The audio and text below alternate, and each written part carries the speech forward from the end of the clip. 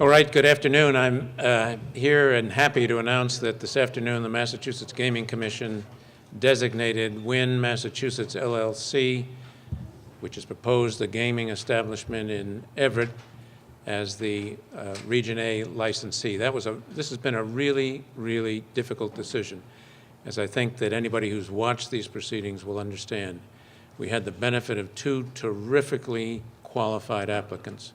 We looked exhaustively at what they brought to the table and what they offered and what they were going to perform, and ultimately chose the Wynn applicant, and we're delighted that we were able to do that.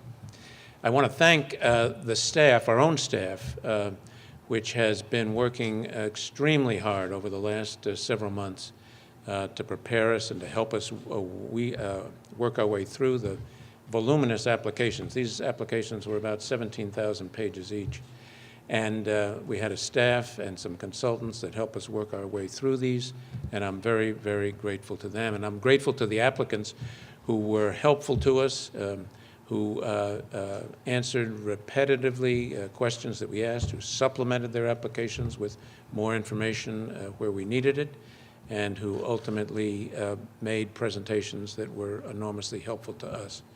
But above all, I want to thank the many, many people in the cities and towns surrounding Revere and Everett, and in Revere and in Everett, who came to the many meetings that we've held to tell us about the reasons they supported the plans, to tell us about the reasons they opposed the plans, to tell us why they thought the applicant would be successful and helpful to them, or why they opposed them. We listened to all of that. We listened to, read thousands, I think, of comments that were mailed to our website. We paid attention to all of that, and it was very, very beneficial to us to have the benefit of those insights, and I'm very grateful to the people who took the time, a lot of time, to help us with that. Tomorrow, I said at the beginning that we have designated the Wynn applicant, Wynn Mass LLC, as the licensee, but tomorrow they will formally come back and tell us that they agree to the conditions that we imposed on the license, and then they will actually sign the document containing all of those conditions, and then at that time, and only at that time, will our designation be final. So I'd be happy to take some questions now if you have it. Sort of explain very succinctly, and I know you talked about it during the vote, but if you could very succinctly explain why you voted for Mohegan Sun over Wynn. My view was that the two were very close together, that the Wynn applicant had the edge in terms of the economic benefits it would provide to the community and to the region, but that I was concerned about the complicated nature of the permitting process that lies ahead and the ability to get through that permitting process in a rapid time. And those concerns are still with me. I know that they have given very careful thought to that complicated process, and believe that they'll be successful in doing it quickly. But that was the reason. I thought that the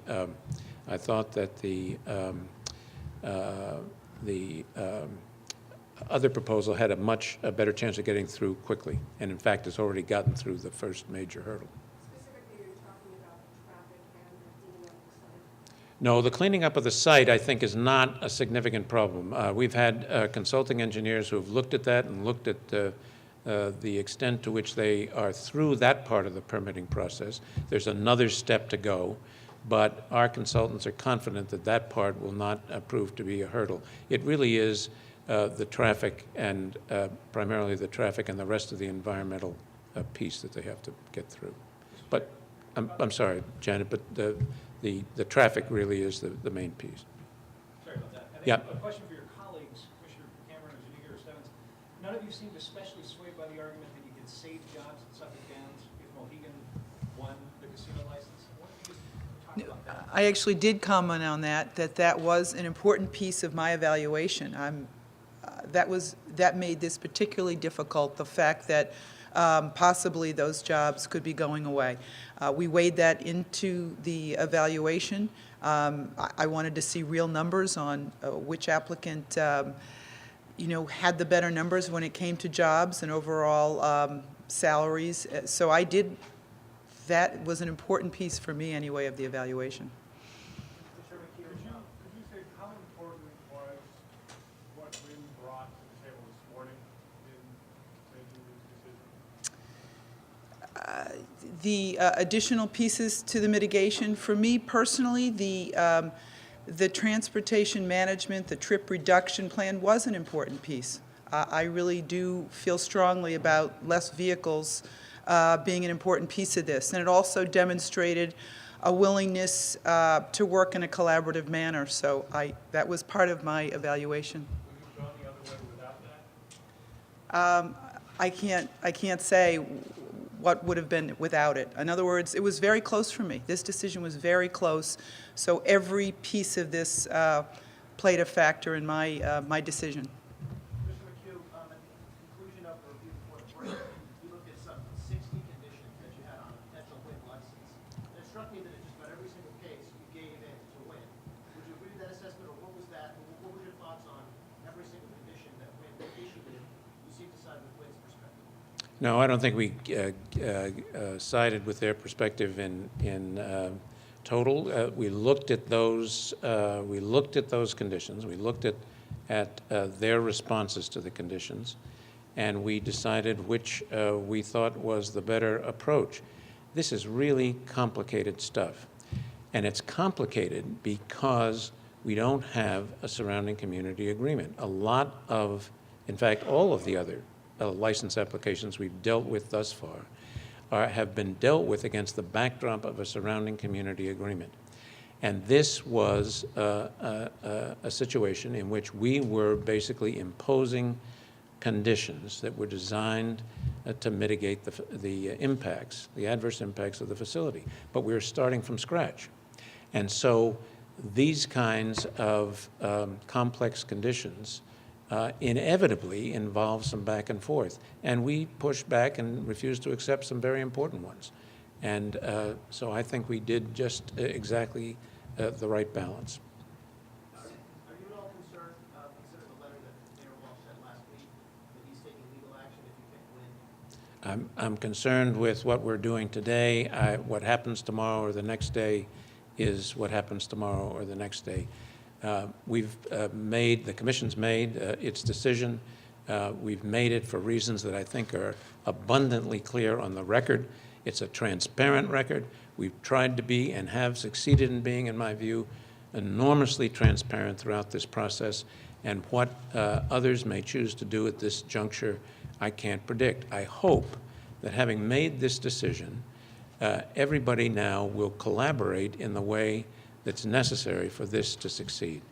Part of the conditions that we imposed on Wynn that involved that traffic impact fee was in part designed to get money for the permanent solution, but it was also designed to get them to own a piece of the solution.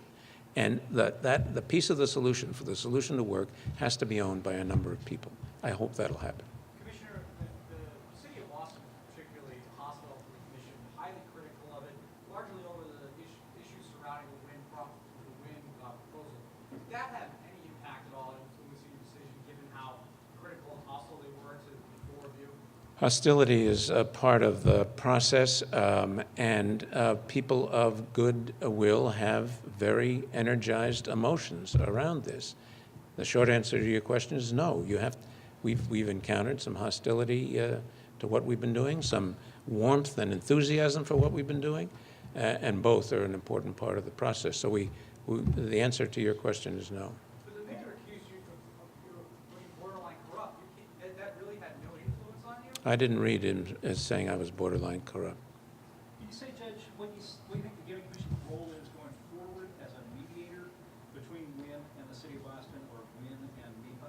Well, I think that's an important question. We've been in a competition up to this moment.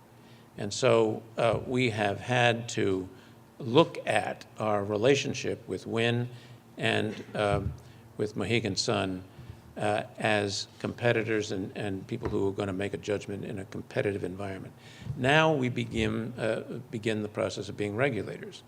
And the regulated relationship is more of a collaborative relationship to try to make this thing work, to try and to do what we can to keep it on track, and to try and do what we can to keep the feet to the fire on all of those conditions that we impose. So we have a very different role, and we've already demonstrated that with both MGM and Penn.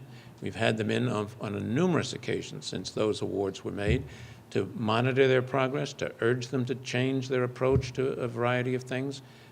Once this gets underway, we'll be the same way here. Commissioner, with that change of role, do you see the commission now having any voice in the repeal referendum settlement? Well, the repeal is something with which we're not concerned. I'm not going to comment on it. That's for the people of Massachusetts to decide. Commissioner Stebbins, if I could? Yep.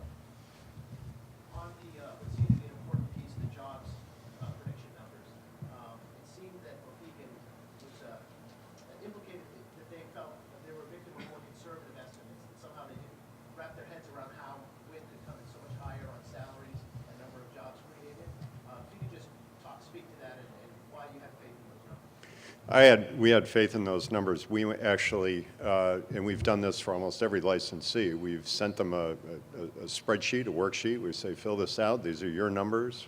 They come back to us if we had additional questions, and we had additional questions for both applicants to go back and verify, take tips out, whatever the adjustments were that we wanted to see. So, we based this on what they were telling us, and obviously we hope both applicants were being truthful. We triangulated that, not to triangulate anything, but we looked at the financials, and did the financials also meet up with what they were telling us with respect to salaries? What teeth do you have if those numbers don't pan out in the long run, or they just fail to negotiate with unions and such like that, and try and lower salaries? What happens then? Well, we made this a condition on another license, is that we expect every applicant to meet the information they've given us on the RFA2 application, and that means the wage scales. I think considering penalties at this early stage wouldn't be the right thing to do, but we're telling them they have to step up and abide by what they told us in the RFA2 application. But it wasn't one of the conditions that you accepted that they don't have to comply with everything? Number 16 on page 7, it seems like, maybe I'm wrong, but that was the whisper from the other side that they got out of all this. I don't have page 16, number 16. I know you're going to give it to me. I'm confident that they have to comply with everything they've undertaken in the application. What I did say, and this may be what you're referring to, Bruce, is they said that they did not want to comply with everything in the reports that we had compiled. And those reports were not the application or any of the conditions that we imposed. Those were the reports that we presented during Monday and Tuesday of last week. Those are long documents with a lot of stuff that is really not a command. It's an observation, it's a fact-finding, and then they've got appendices that are the opinions not of us, but that's it. But to follow up on that, if wind does not create 4,382 jobs with a $170 million payroll, what does the law or your regulations say about what you can do to punish them? Well, I'm not into punishment, and we are at the beginning, as Commissioner Stebbins said. Ultimately, those are license conditions. I made that point this morning in a different context. Ultimately, the ultimate sanction is revocation of the license. Now, obviously, there are a number of penalties, a number of things that we can do up and to that, and before we get to that, and will. So we have the power of persuasion, we have the power of suspension of the license, we have the power of a whole range of powers. But ultimately, the idea is to try and create a collaborative relationship in which we don't have to use any of them. And that's the goal. Commissioner Zuniga, can I ask you a question, please? Sure. Why did you make the initial request of Mohegan that they find $100 million additional equity if you felt that Mohegan's Wynn's financing was superior? Well, I thought that the way they presented the original financial structure was, in my opinion, too leveraged in terms of too close to comfort for the long-term sustainability of that application. I figured that rather than trying to match to other levels, I was comparing with what other applicants have put forward. There's a section in the statute that says we can determine the leverage, the debt-to-equity ratio, and after a lot of discussion and thinking about it with our consultants and financial advisors and staff, my starting point was let's see if they can come up with this 20-to-80 ratio, which is something that's accepted in other projects, not necessarily gaming, as a good starting point, and let's see what they come back with. Now, they came back with a slightly different flavor of that, but as I mentioned in my remarks on those conditions, I think they met the spirit of that condition. I think that still put Wynn in a much more firmer position from a capital structure standpoint, and that was the point that I made.